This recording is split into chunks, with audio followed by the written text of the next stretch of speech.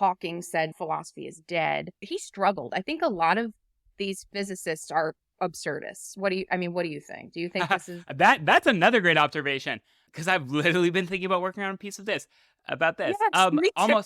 Almost every you're like the precognition here. Almost every famous physicist, like the people who are really make fundamental advancements on the field, end up holding extremely weird beliefs. Welcome to NeoAcademia. That was me, Natasha Mott, and fellow neuroscientist and writer Erik Hoel, and we're discussing Erik's new book called The World Behind the World. Erik writes a very popular Substack called The Intrinsic Perspective, and he's written a novel, but today we are discussing his first nonfiction book where he explains his theory of causal emergence and where he sees the field of consciousness right now. Just casual stuff. Speaking of consciousness, thank you for sharing yours with me. I appreciate all of your subscribes, likes, comments, etc.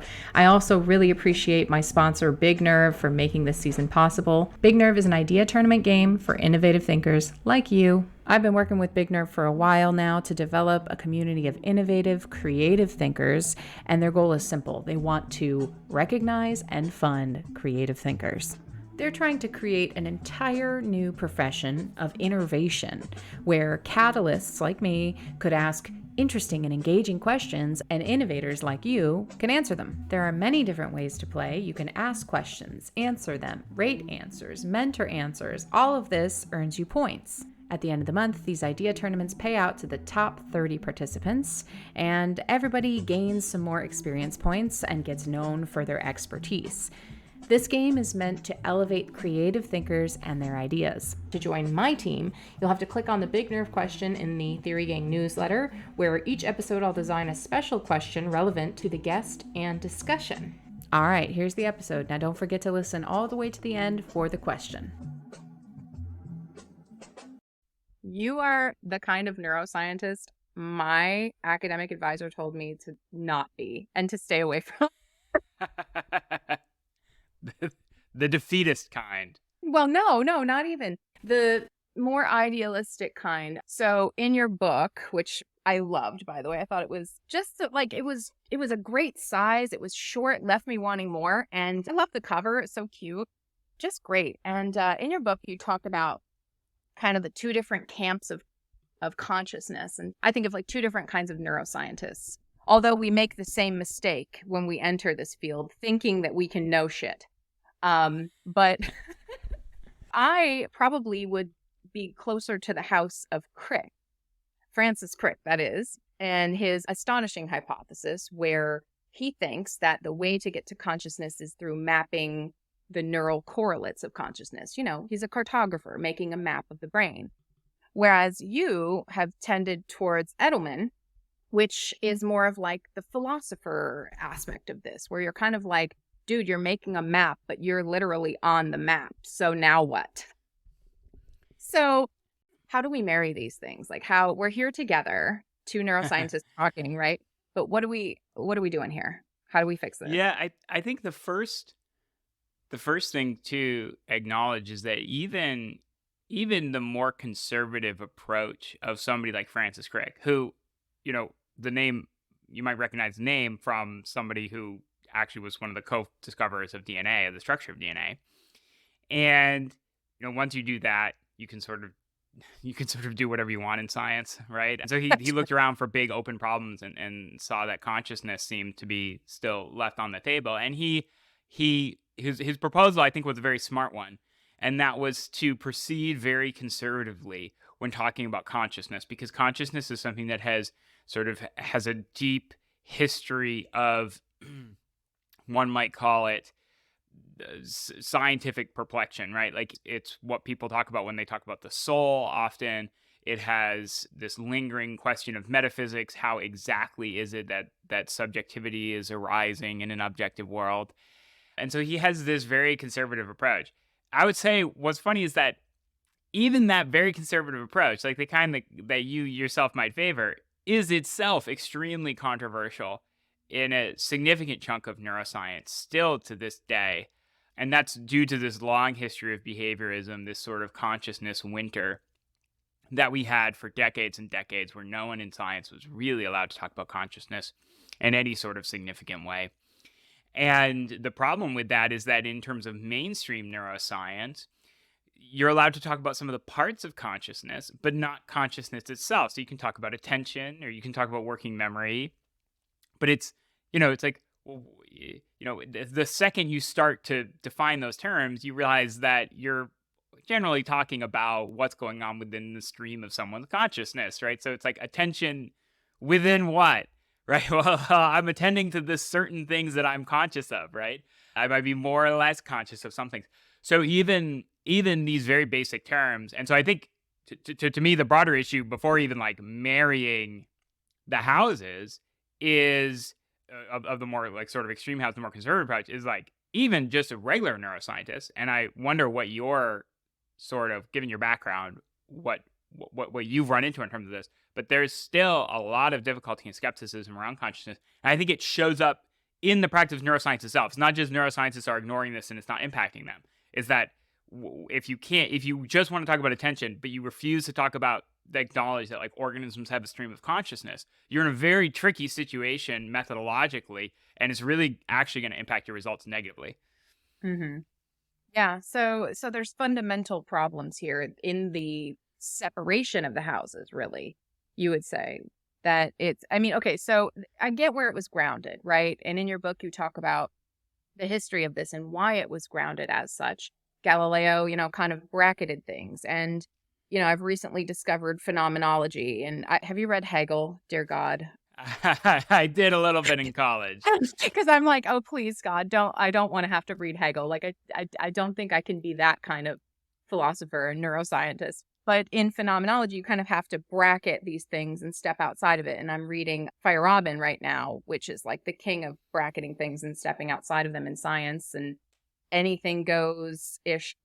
And I think the problem is that when we want to empirically test something, we reach a very difficult point when we try to have these two things coincide. So a lot of the philosophers of science and the physicists who kind of have broken things down to the reductionist level have said, no, we'll just ignore that stuff right now. Let's just do the stuff that we can actually see and measure. And now, we've got these, again, correlates of consciousness, these neuroimaging things. We've got optogenetics where we can kind of probe neural circuits, but we're still not actually seeing the thing. We're not actually observing consciousness or thoughts or emotions. So how do we get around that?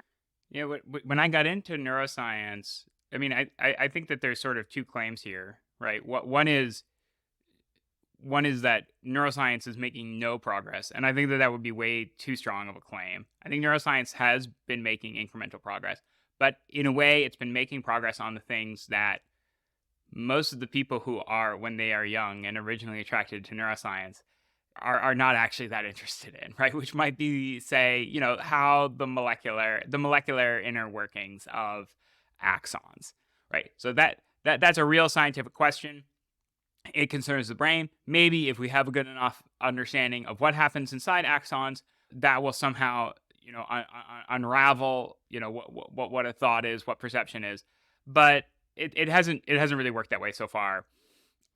In terms of the other, so then there's this sort of weaker claim, which is that when it comes to the big cognitive questions of neuroscience, the questions that concern cognition, the questions that everyone gets into the field to try to get answers to, have we made significant progress in the last 20 years? And if you look at a lot of papers, oftentimes the message that they have is, oh, this phenomenon was more complex than we thought. And so this is one of the big takeaways of contemporary neuroscience for any particular theory, a theory of attention, a theory of memory, a theory of whatever. You can go and you can find papers, and what you'll see is that, eventually the field will begin to take some initial simple hypothesis and then complexify it and complexify it and complexify it. And oftentimes there's not very much left at the end of it all. It's sort of this very amorphous, we observed a change, this is, okay, this person was awake and conscious, and so a part of their brain was lit up on a neuroimaging scanner. It's very unclear how to sort of move from that. And so I think that there's a real sense in which neuroscience is a pre-paradigmatic science. It's waiting for a theory of consciousness, and the the issue is that within the brain, it seems like the main function of the brain is to produce your stream of consciousness. I mean, and that this is, so basic that almost everyone agrees when they introspect on it. But, the cleverness of Crick, and I love that you brought up the term bracketing, because the cleverness of Crick, and I've noticed this as a repeated problem. In fact, I'm working on something about exactly this right now, where there's this repeated thing in the mind-body problem where people essentially bracket aside as much of the difficulty as they can. And the whole field is really a history of bracketing, right? Like, you start with Galileo saying, okay, let's just not talk about qualitative properties in science. Let's just focus on what's immediately measurable, stuff like physics. That other stuff is, he's a religious man. That other stuff is strange, soul-like stuff. Like, don't look at that. Let's just look at the stuff we can actually measure. And that's a form of bracketing. And it allows science to proceed very, very well with immense success for hundreds of years. And then within neuroscience, you have various sort of levels of bracketing, right? Because now we get to the brain, and so we have to sort of bracket around that as well. And so you have, proposals. Okay, let's just not talk about the mind at all. That would be like behaviorism. Let's bracket that aside, but we can still sort of talk about the organ.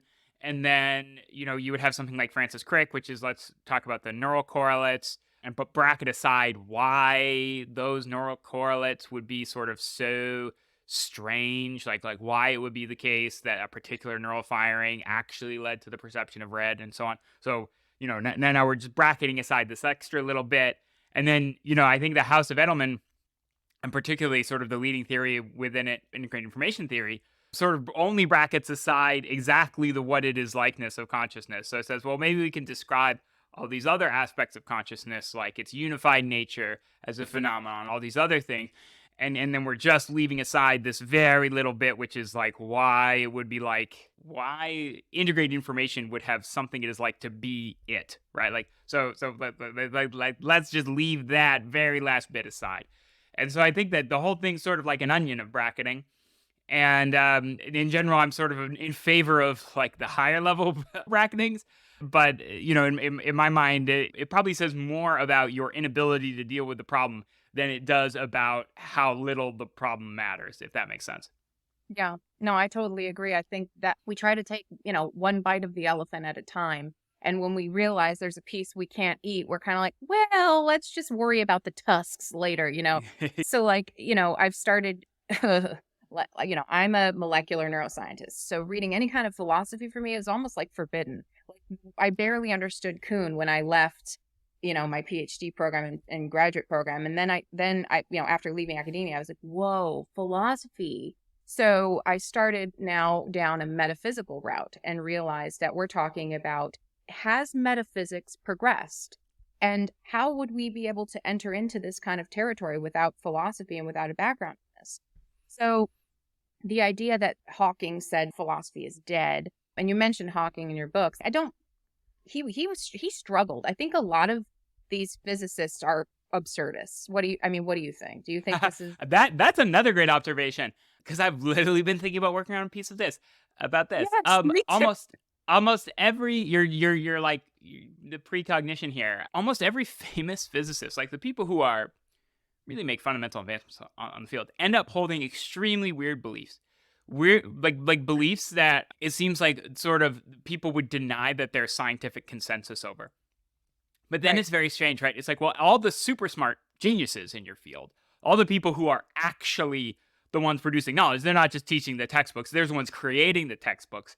They all have just absolutely wacky ideas about how very strange the universe is. None of them sort of like the standard model. None of them are satisfied with it. They think that there's a bunch of holes in it. And you can basically find, dig up any famous physicist. And Hawking, is no different. He sort of has a reputation of being this very staid, anti-philosophical writer. And I think in one sense that was a flaw on his end. He should have been, I think more sort of open to engaging with philosophy directly, because in the end, he ended up holding some very, very philosophical positions. One that I talk about in the book is that he thought that maybe a theory of everything would be impossible due to the paradoxes and that were introduced into science by science using mathematics itself. So the fact that physics relies on math, and we know that math itself is sort of fundamentally incomplete, fundamentally paradoxical. There's no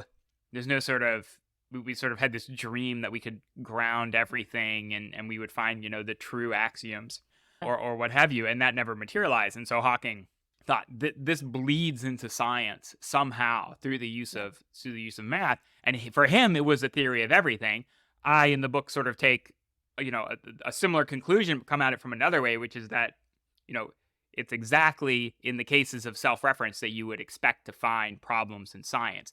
If it were the case that science itself is sort of not is just like we originally assumed math was this sort of perfect system, and that was going to grant us all formal knowledge, and we're going to be able to ground things completely appropriately, and then end up not being true.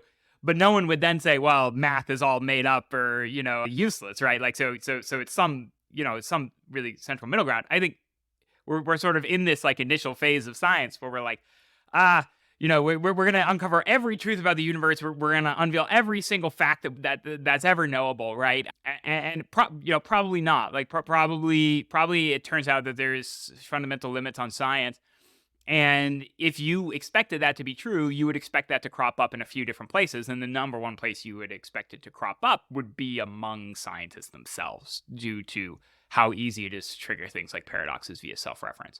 So Yeah. I think in some ways, I think Hawking is correct. Maybe theory of everything also has those sort of strange properties, because you're talking about something that's totalizing and completely encompassing. But yeah, I think that I think that it's worth noting that people generally end up holding beliefs that aren't contradictory of science. It's not like Stephen Hawking was not a scientist or did not like science or did Right. not think that science could reveal truth.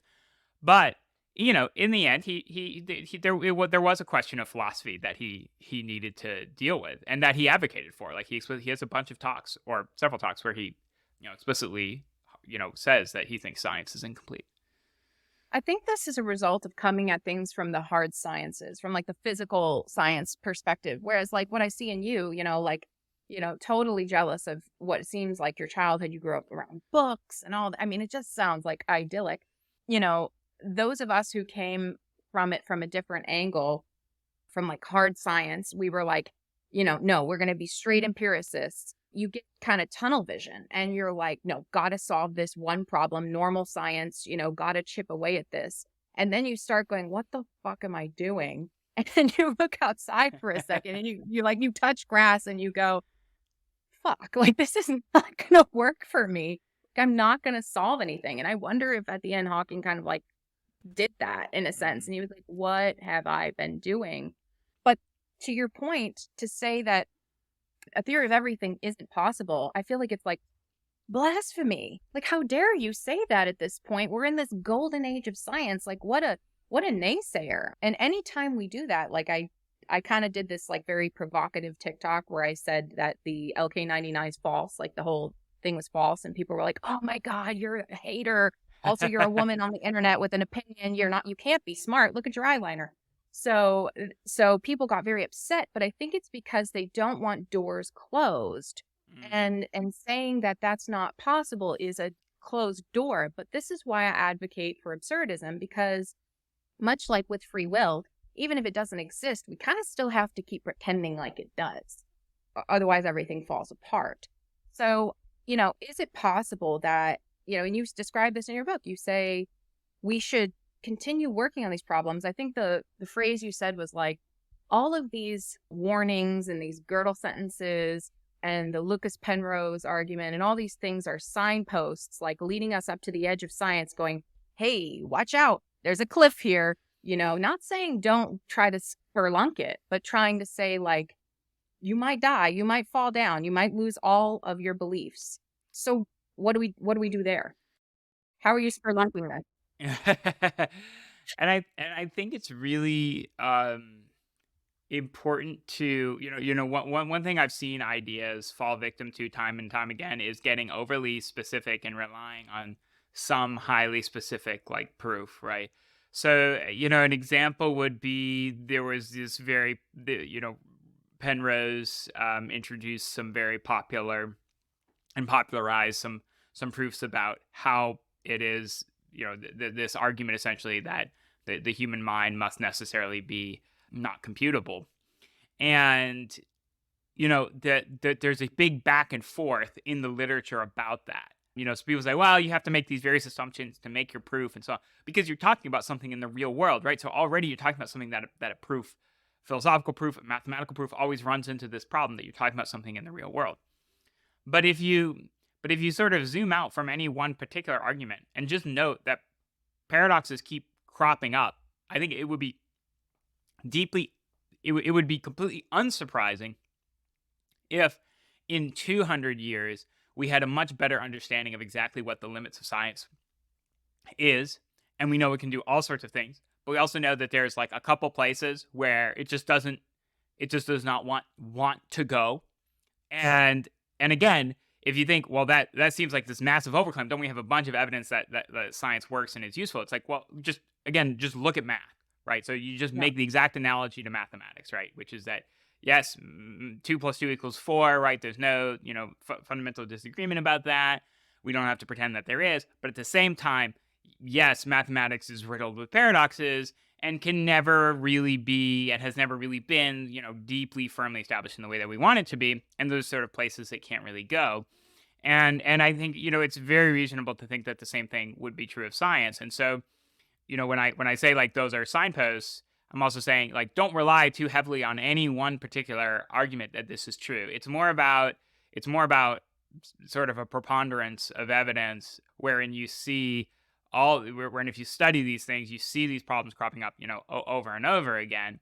And, I think the best case would be some sort of knockdown proof of something like scientific incompleteness, but I think it's almost impossible to do. I think it'd be like monumental intellectual work to actually do that.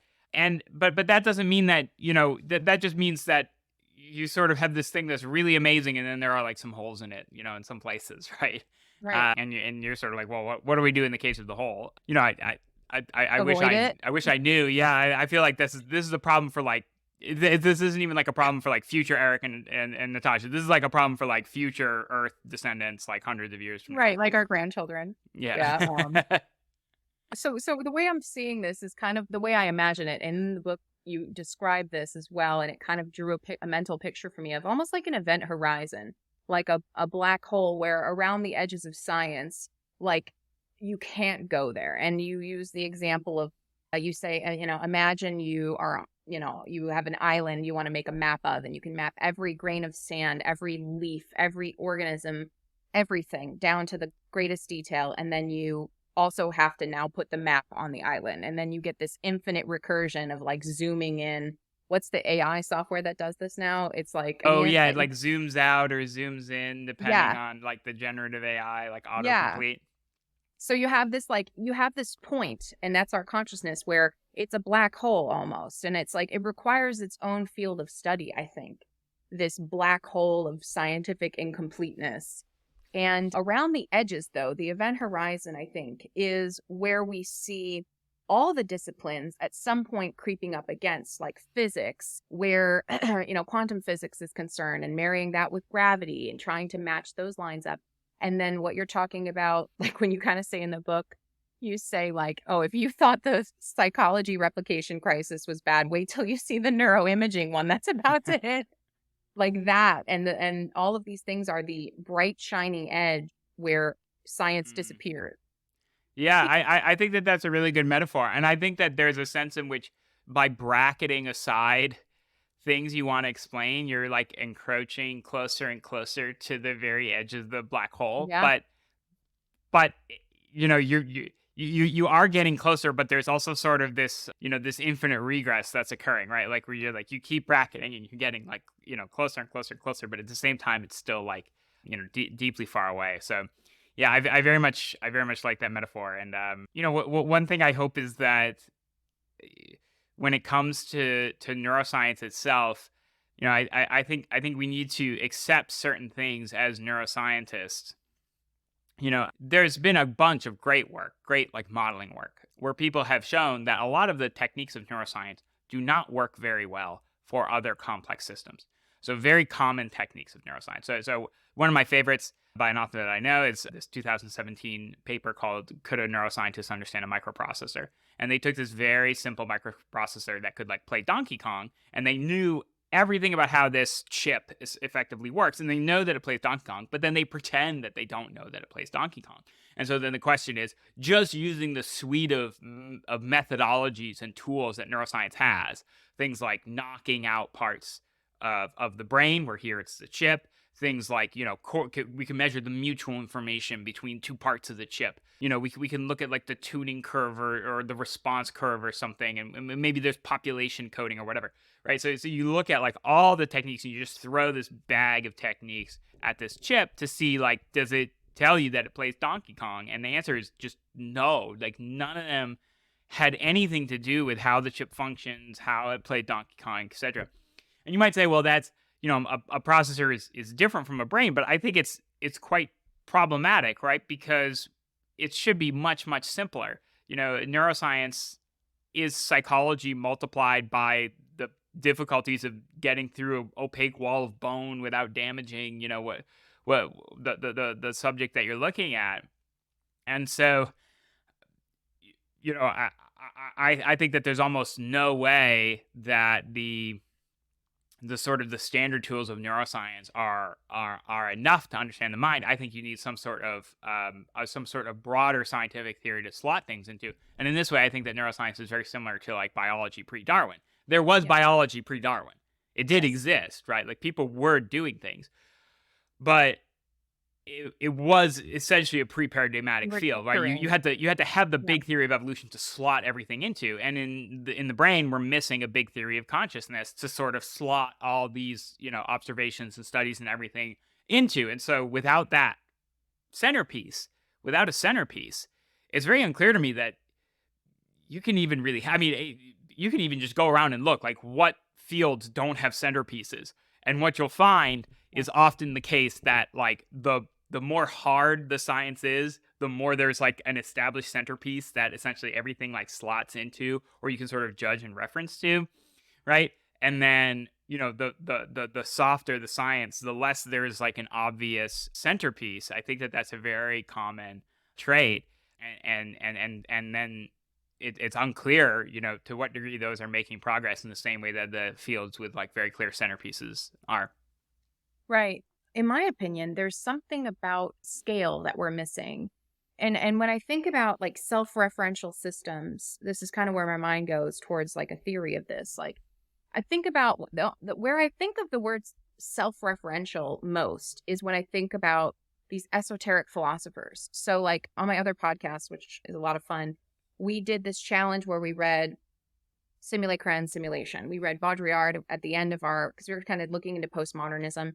And we came out of this going, holy shit, this makes almost zero sense if you don't step into his world. And I was thinking while I'm reading your book, you say Magic the Gathering has this kind of incompleteness, this, self-referentialness. I think about Baudrillard as having a self-referential nature.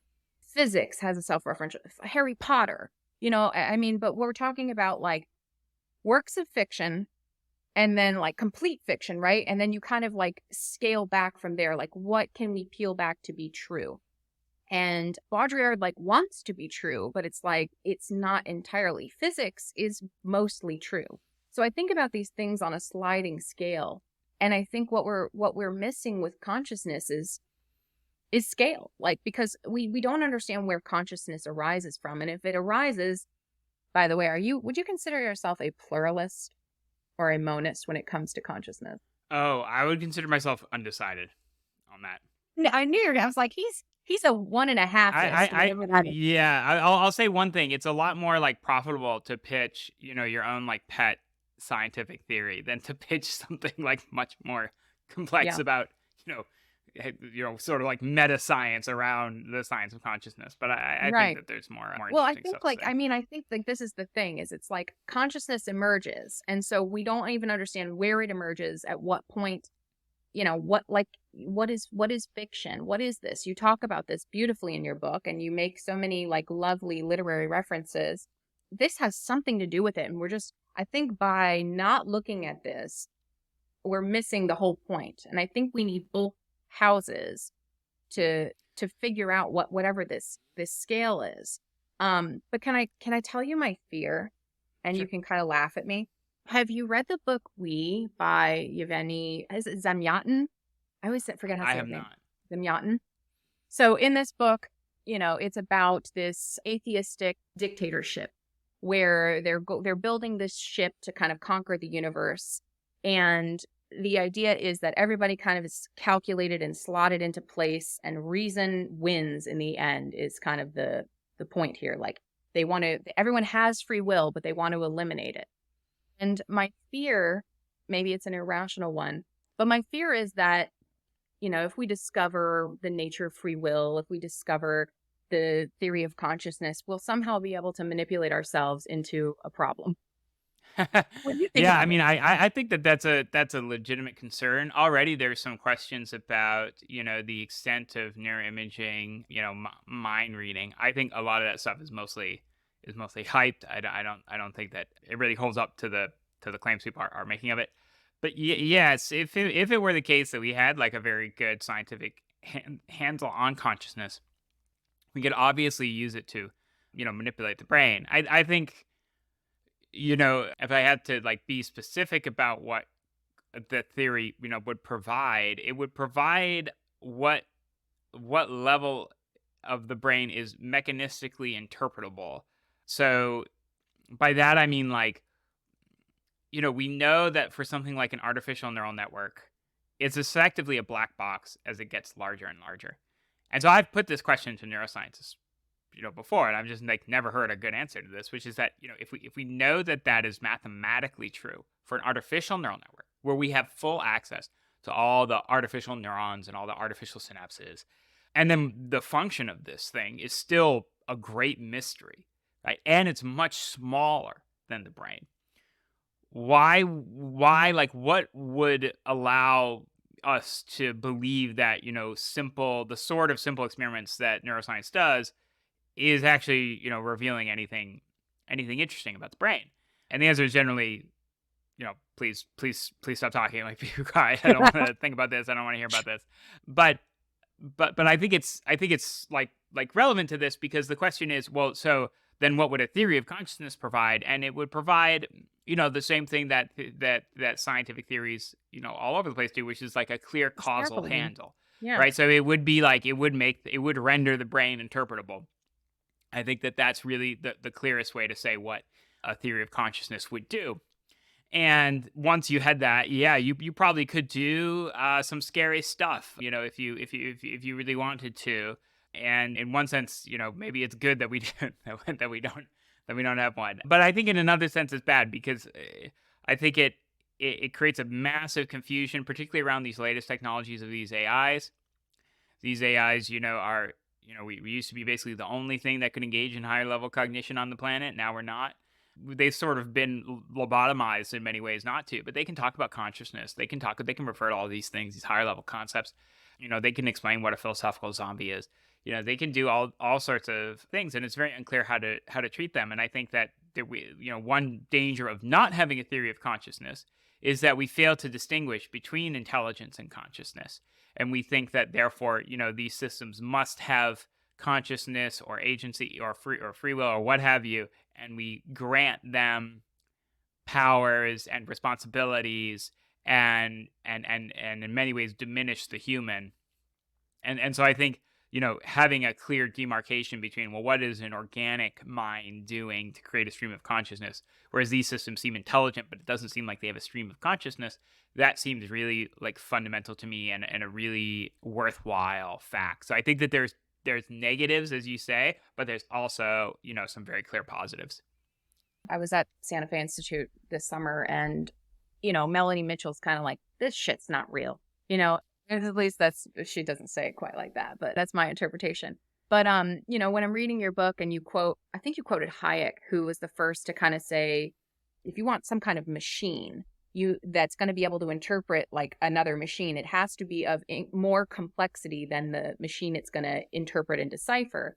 And I wonder what you didn't say in there, or at least if I missed it, was, can we even build a more complex machine than us? And that's kind of what we're talking about. Like if consciousness is kind of our holy grail, wouldn't a more complex machine have that? Or maybe maybe consciousness is something so simple that we're missing. I mean, I don't know. Yeah, there's a few great questions in there. So one is distinguishing between complexity and consciousness. So right now, we do have good reason to think that you know, complexity has something to do with consciousness, and that Mm-hmm. we know that, for example, awake brains are just mathematically much more complex in their dynamics and activity than brains that are in a deep, dreamless sleep or unconscious under anesthesia.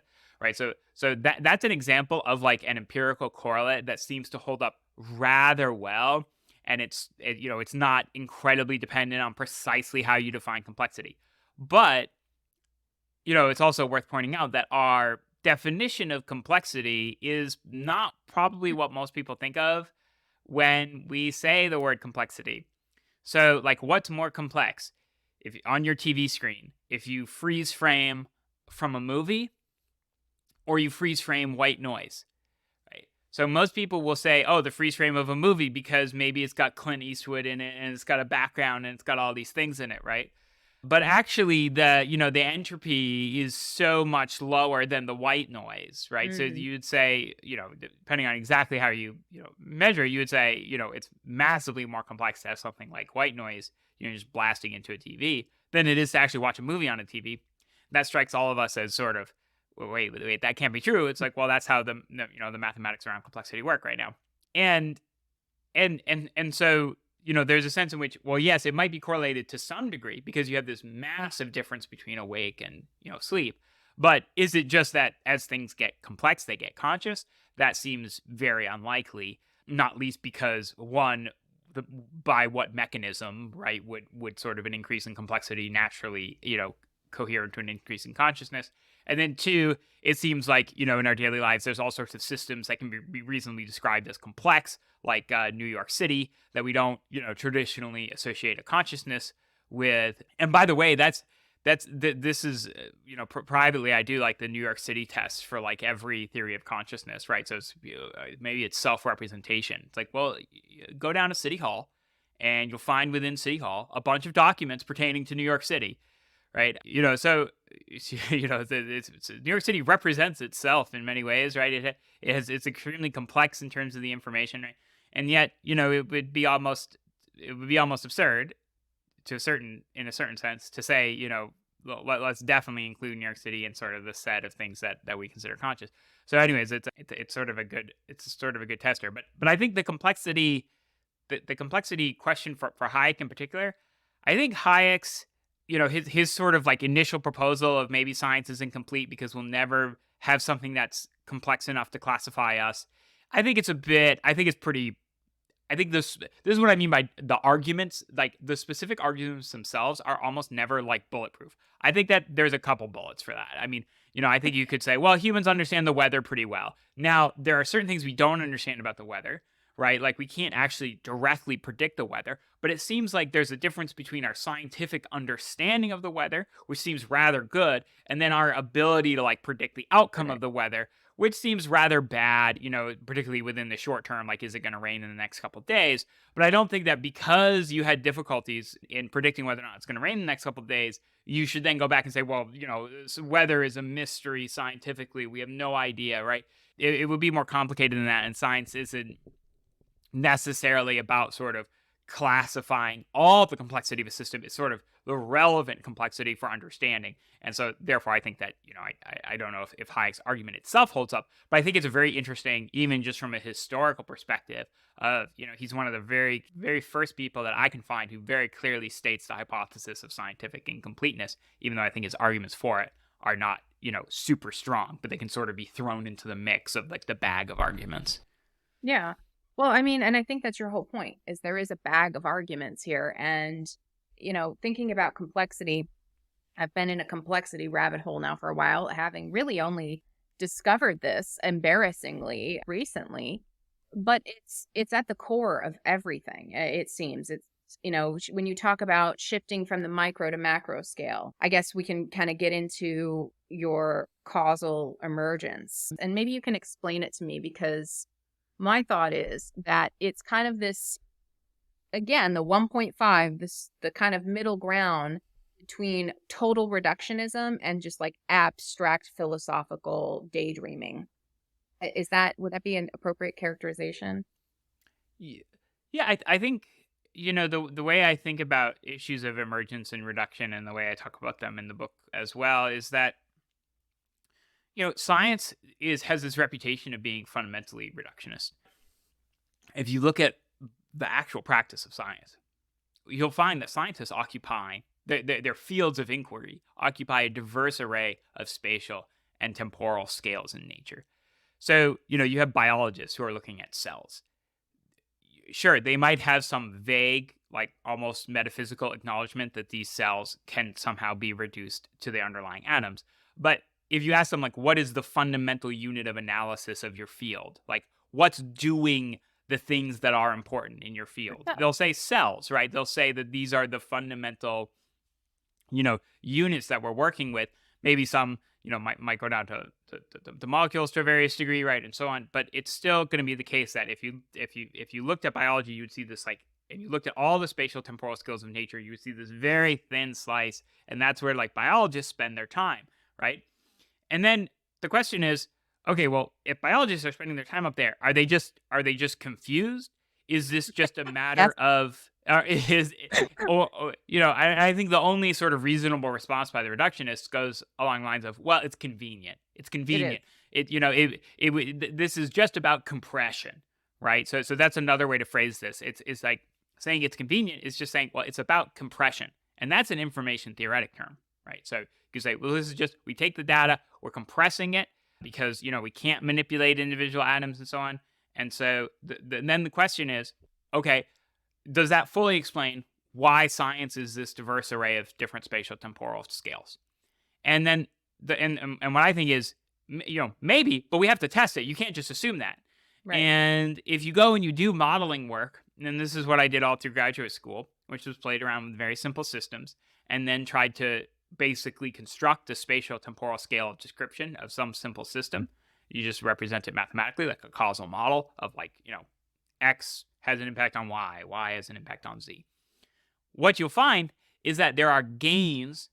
You get something more than just compression at macroscales. Macroscales just being things that are not the ultimate microscale of the system. So any dimension reduction. So, if I don't talk about every single part of the system, but I talk about some coarse grain of it, or or drop out, that's a macroscale. And what we found was that macroscales do add something above and beyond just the convenience of their use, and that's that they add error correction in the relationships between the variables of your system. So you don't have to, if there's a lot of noise in your system, that noise will have vanished and be canceled out at the macro scale due to the error correction. And so now we have a very nice way of thinking about emergence versus reduction, because you framed both the reductionist proposal in information theoretic terms, it's just about compression, and you've framed emergence in information theoretic terms, it's just error correction, right? And we know error correction is a common mathematical technique. It's the foundation in many ways of information theory, or one of the foundations. It was discovered in the sort of the original breakthroughs of information theory was how to send more information across an information channel by encoding it to correct for the errors, right? So, this is like really fundamental stuff. And I think that, the way we should think about emergence and reduction should instead be that, listen, you can gain, you're always gaining in terms of the compression when you move up to a macro scale, but you can also sometimes gain in terms of the error correction of the relationship between the variables. That's very not just useful for science, but you could make an argument that, like, metaphysically, that means that the macro is pushing around the micro, because that error correction applies to causation. And, so then you have this question of, like, well, what does what in a system? And I think that this research answers that, well, the macro scales can do things, or they can add causation to things in ways that's irreducible to the micro scale, because you just clearly see that you're gaining this error correction. So you used the word add just now, but I think this is maybe the wrong word, but because when I was talking about this recently with some friends on a TikTok live, we were talking about the problem of like the second law of thermodynamics and how, entropy must increase in the closed system. But this kind of gives rise to the idea that Sabine Hosfelter says kind of like the constituents can't be more than the sum of their parts. And this idea of emergence is what you're saying is it kind of is. But what I glommed onto and what you were saying is like, maybe it's not about a sum. Maybe it's about a multiplier or an exponent. Like, why does it have to be the sum of its total parts? Is that Yeah. So yeah, that's a great question. So I would say very explicit where the extra causation at the macro scale is coming from in this framework that I'm proposing. It's coming from this error correction. That error correction is unavailable at the microscale. You just can't have it because everything at the microscale is a one-off. So like the classic case of error correction, right, within information theory would be that, like, let's say I have a very noisy communication channel and I want to send you yeses or nos, right? And because the communication channel is noisy, sometimes my yeses and nos get flipped, right? So sometimes I say yes and it gets flipped to be a no. You hear it as a no. So let's say we want to communicate. Well, what I'll do is I'll just say I'll say what I want to say a bunch of times in a row, right? So I'll say yes, yes, yes, yes, yes, yes, right? Now you'll hear that and you might hear yes, yes, no, yes, yes, no, yes. And you could say, okay, well, I got more yeses than nos. So I think that he just meant yes, right? And so I've added in this information to correct the error. But from the observer side, I reduced the information, right? I reduced the information, right? I took everything you said, I clumped it all together, and I said, okay, let's just consider that a yes. Let's just use the macro state of the message. So the same thing is going on when you have any model, basically, any scientific model that's not like the absolute microscale of physics. You're sort of saying, listen, there's this like bubbly underlying froth, down here. It's noisy. The states are not repeating, right? And if we sort of look for the relationships between the variables down there, we'll get a bunch of like noisy, yeses and nos. We'll be very confused. But if we just look at the relationships within your model, and by that I mean like the impact one thing on your model has. I know I'm speaking very abstractly here, but like, it's like, imagine your model was a bunch of cells. The impact one cell might have on another by, excreting something or sending a message or something. So, if you look higher up, all that noise gets canceled out, and you can just refer to the actual like messages themselves. And it sort of like explains like, no one really like asks these questions, except like me, but like, because they're so weird. But like things like, okay, so like your nature, your evolution, why are you even building up at this particular spatial temporal scale? Like, why aren't you just making organisms out of like the smallest things, that you possibly can? And the answer is probably that it's just too noisy down there. There's too much uncertainty. There's too much noise, and it's just a lot easier to construct something up at a spatial temporal scale where you have some natural error correction. And it's sort of like, I want to make structures, but I have to make them out of like noisy, out of like Lego blocks that phase in and out of existence. It's like, okay, well, how do you make like a bridge out of Lego blocks that phase in and out of existence? Well, eventually you sort of put them, you put enough of them together that enough of them are going to be around at any given time that, something can drive across the bridge. That's what a macro scale, allows for. And you can have sort of these, this like further metaphysical debate about, what precisely does the macro scale then provide? Like what's doing what within the system? Can we say that the macro scale is now sort of in charge? And I think that those are very reasonable debates to have. I definitely talk about them in the book. I think probably yes. I mean, I think you have a very strong sort of metaphysical, philosophical argument from that work that macro scales can sort of push around their microscales, in the sense of you wouldn't just say, oh, I scratched my arm. It was because my atoms were in a particular state. Right. It's like, okay, well, that's true. That's true. And that does describe the dynamics and behavior of the system. But does that describe the causation that's going on? If I were to build like a scientific model of your behavior, would that adequately capture the entirety of the causation? And the answer would be no, due to the missing error correction down at the microscale. So I think it's a great. I think it's like it's sort of that there's this practical aspect of just recognizing that macroscales add error correction. Then there's like what philosophical interpretations you draw from that, and as you say, they can sort of be, you can there's another sense in which this gives you a great recipe for reduction too. When should I reduce my causal model? Right. Well, I should reduce it when the macroscales are not adding any error correction. Okay, so you have a macroscale that's not adding any error correction. Get rid of it. Get rid of it in your model. It's not doing anything. It's not real, right? It's just there for compression convenience purposes. So I think that, you should think about it more like, listen, it's not that there's just this ultimate law of nature that's like reduce all your understanding and models of systems down to the microphysics and you always have to do that. I think that that's wrong. I think it's more like you have to have good reasons to analyze and understand systems at various levels. And then like, here's a theory that lets you do that. Yeah, I think this is totally practical. Like, I mean, for biology as well. And I think this is the part where I think biologists need philosophy because they don't realize that they're doing this, that they're eliminating these, compression components when they'll do an in vitro experiment versus an in vivo experiment. And it may, I think, help propel that field. But what I was thinking when I said earlier, like, this is the thing that scares me, is that your theory implies that there's like a plausible parsability. So one of the debates we were having on my TikTok was, it's wild out there. Let me just tell you, we're having fun. It sounds like it.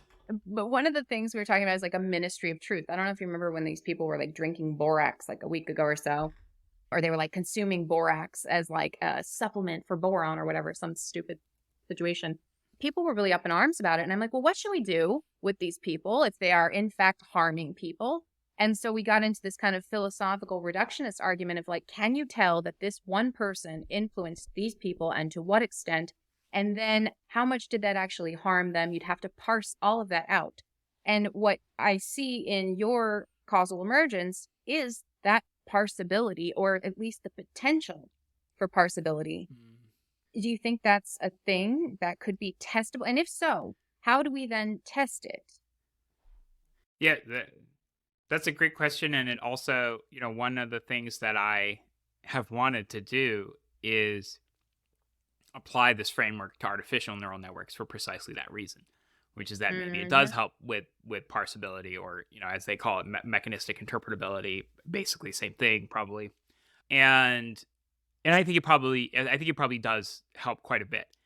On the other hand, just to inject some ease here, calculating the trouble I always ran into with every model that I created is that the number of spatial temporal scales, the number of possible models you can make of a system expands rapidly as the system grows. I think I calculated it in one paper as some sort of Bell number. That means that it's just growing. It's growing so fast. It's like faster than like an exponent. Like it's growing so fast. So searching across those for like the best possible model or description of a system is very difficult. Give Wolfram like a decade. yeah, I think, and we'll see. Like maybe there are heuristics that are really, really good at this. I think probably not. I think it probably that there are some heuristics, but they're dependent on the system, and they have sort of not broadly applied. And yeah, I don't know if there's just going to be like really obvious shortcuts you can take, and so in that sense, I would say that that's the biggest, from a practical perspective, the biggest limiting factor of this sort of, theory of emergence and reduction, which is that it should be very useful for helping people create models.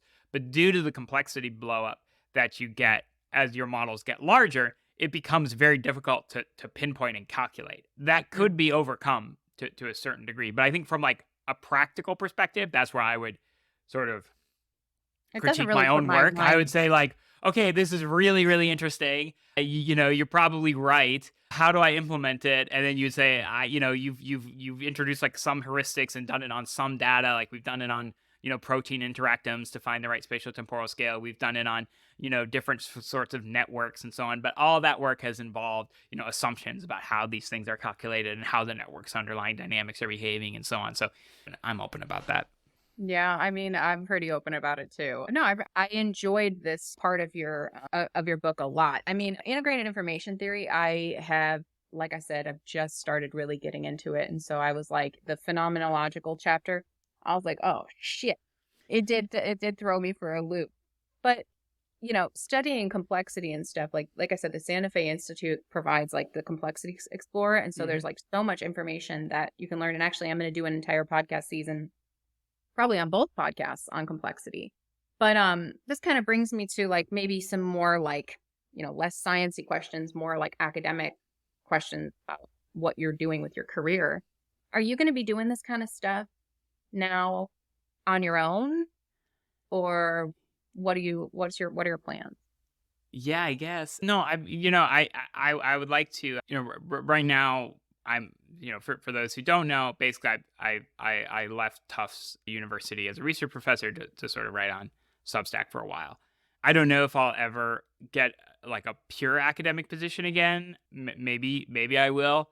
It's certainly possible. I think for me, like what matters is can you find time to do fundamental research, and I think that that's really important to me, in that the simple truth is that you only get a couple original ideas in your whole life. There's also a sense in which like causal emergence, like it's out there. Like I think I've argued for it well. If you understand it, I think you can get it. Unfortunately, if you're a scientist, you what you really learn is that if you have a discovery or an idea that's actually original, you basically just have to like beat it, for your whole life. Like this is a horrific metaphor. You killed the horse, and now just to let everyone else know that it's dead, you just have to beat it with a stick for the rest of your life, and you're condemned to that.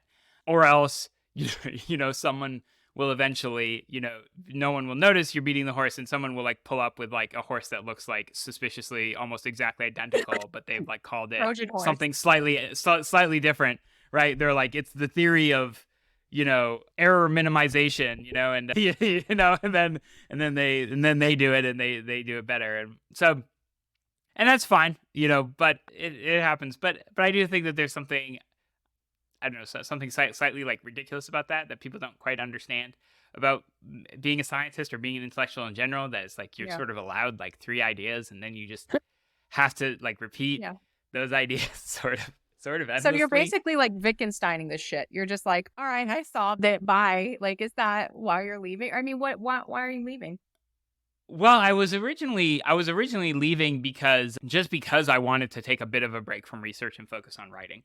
So, that was one of the big. You're a writer, my dude. Yeah. So you're a writer. I spent a significant amount of time just writing, and I wanted to focus on that for a little while. I have a couple ideas left in me somehow, despite being old and used. My brain has a little bit left. Old? Aren't you like 30 under 30? Are you? I'm 35 now, and Okay. I feel like We're old. yeah, it's like when are poets, like poets and mathematicians, like most famous, like way younger, right? So, you comes with wisdom, you get more wisdom, which is really good. But I would, I would like to return to doing some basic research on a few last, like really big unanswered questions. I do have a little theory of consciousness that I've been, tooling on, that sort of, maybe it could help make some progress. But I would need to like find, funding and so on for that. I mean, so right now I'm just writing on my Substack, the Intrinsic Perspective. To be fair, I've only been out of science, like I've only like not had an academic position for like 6-7 months now. So, people are like, it's so sad that you're just not a scientist anymore. It's been 7 months. It's a thing. It's been no, but you're right. Like it's totally reasonable too, because with academia, like the second you sort of leave like the pipeline, it's very, very difficult to break back in. But I've been trying to get some grants on my own, and maybe even be able to work with PhD students and some other people and publish the research on the Intrinsic Perspective, which is sort of my blog, and we'll see how it goes. But I think I have a couple things left to give from like a pure research perspective, but for right now, I'm taking a break. Yeah. I mean, I've wondered this myself, because I do miss it. I miss I miss the intensity of the exchange because, doing podcasting, it's great for communicating things and letting people kind of know and transforming the information into something that's more digestible. But at the same time, you don't get like the intellectual rigor. You don't get to actually like argue with people who actually know what the fuck they're talking about. You don't get to bring an idea to the journal club and then have someone say, no, that's dumb because I read this. I talked with Adam Mastriani about this, and his idea about Science House I thought was super cute. But it's like, why don't we have kind of like a counterpart for what Yeah. is professional academia? It's so silly that, academia is totally flipped on its head right now. It's trying to like educate everybody at like warp speed on who knows what. And it's just, I think, really failing those of us who are like really like diehard fans of knowledge.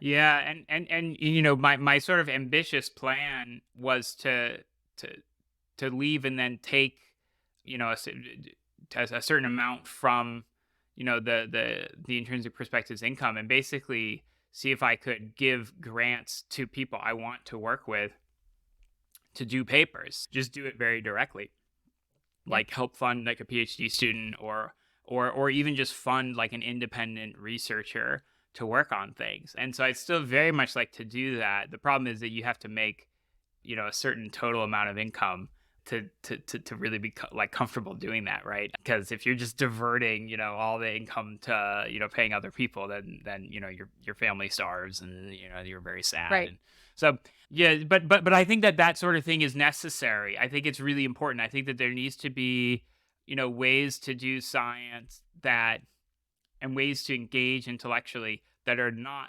completely ensconced within academia. I think it's just a missed opportunity. That doesn't mean that academia should be like replaced or thrown out completely in any way. That's I always tell people that's not what I mean. But there should be some sort of superstructure that allows for people to do intellectual work, deep research, particularly I think on theoretical subjects, because that's the stuff that you don't need a big wet lab to do. You don't need all sorts of stuff. So that really is quite doable over Zoom, right? Like you can really put together real scientific papers over Zoom.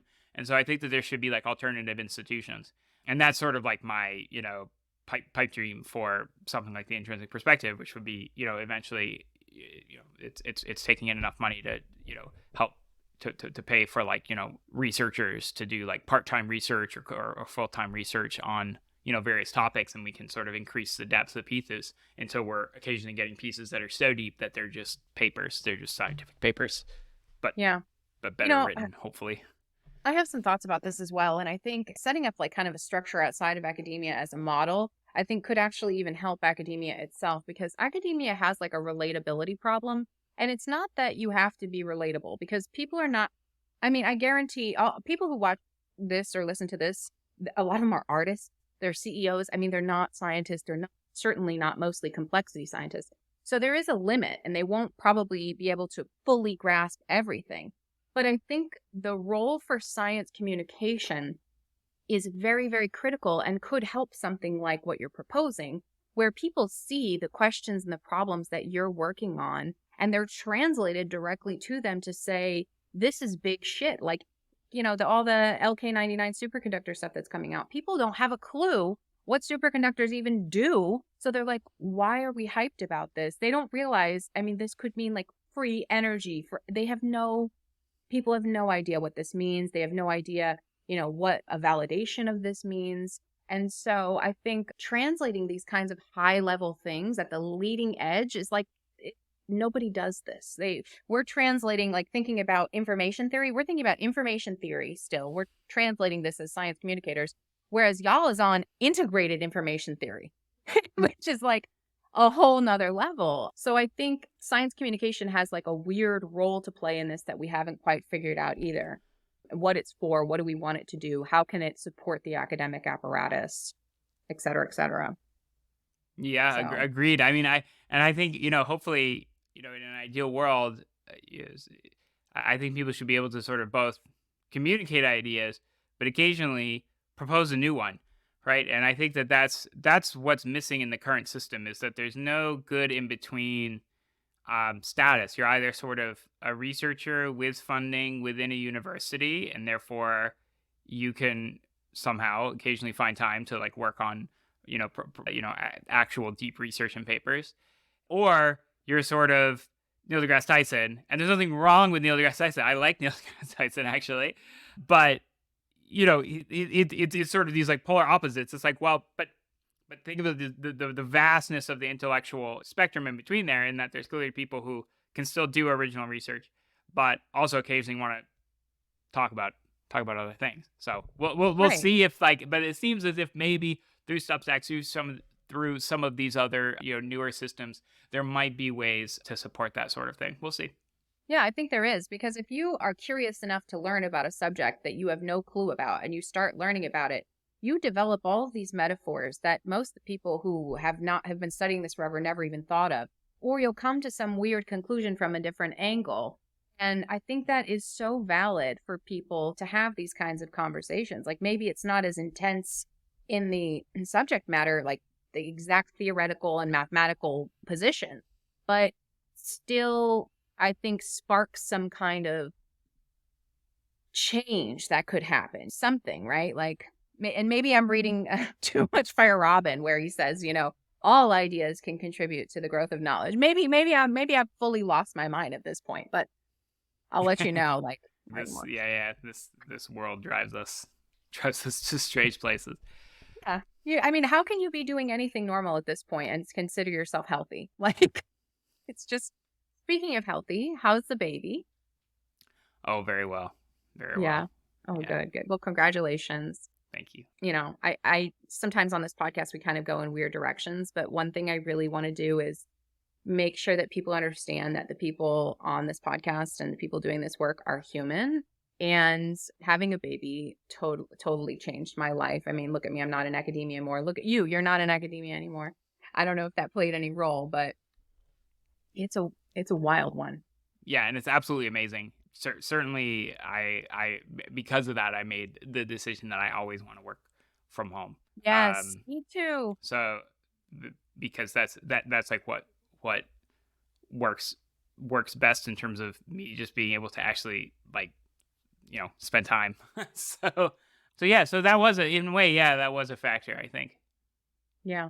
Yeah, I didn't expect it. I thought, I was like, no, I'll be back to work. And then I'm like, oh, but what if I didn't have to? What if I think it's a very real phenomenon that we're like often very uncomfortable talking about. I think and that's that, like, when you have this new life that you're suddenly responsible for, this suddenly seems like quite important, and it is. And then some other things suddenly seem quite less important, where you're sort of like, wait, so I sell ads, like, it's like, okay, so I'm, like even if I've got a high powered job, right, or something, but it's like, is this really like okay, I'm grinding, but like what precisely? So I think that's a real thing that people recognize and have to deal with. I think some people are like, no, it's fine.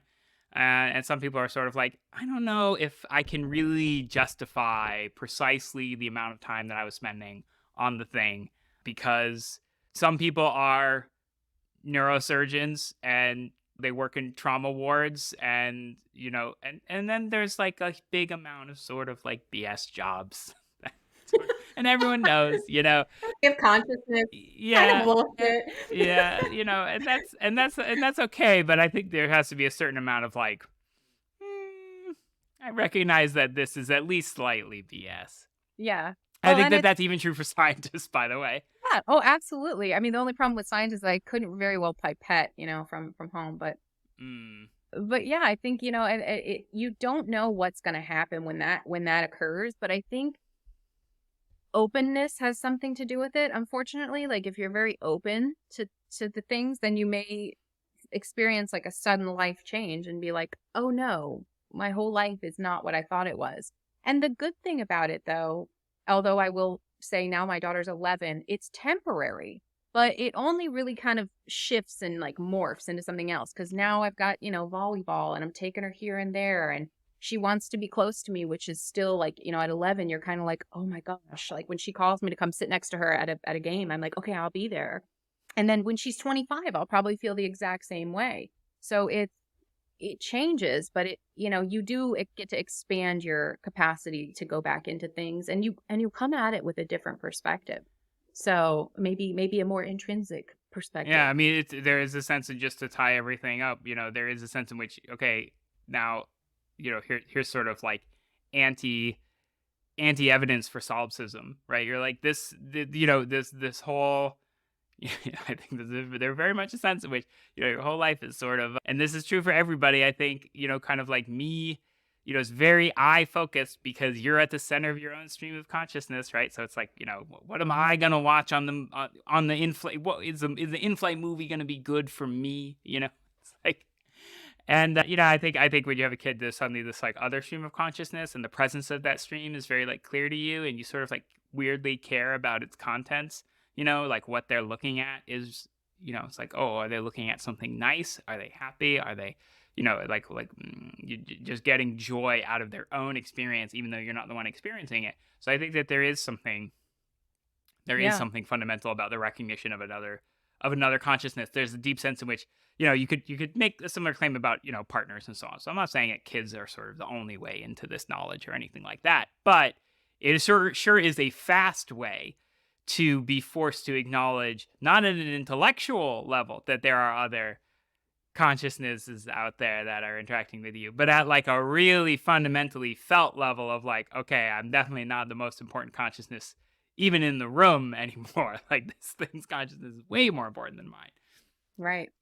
Yeah, and the biological aspect of that as well, realizing that, you see your nose on that child and you're like, whoa. So maybe in a way it kind of boils back to a little bit of like that solipsistic urge to be like, no, this is mine. It's still me. I have to make sure it's okay. Kind of ruined your anti. No, I think there is because it is sort of is like the stream of consciousness like split off, and there's like this like new like part of it that you're not really connected to, but you kind of know that like you're like, that's kind of my stream. It's like, that's me. It's sort of originated. Yeah.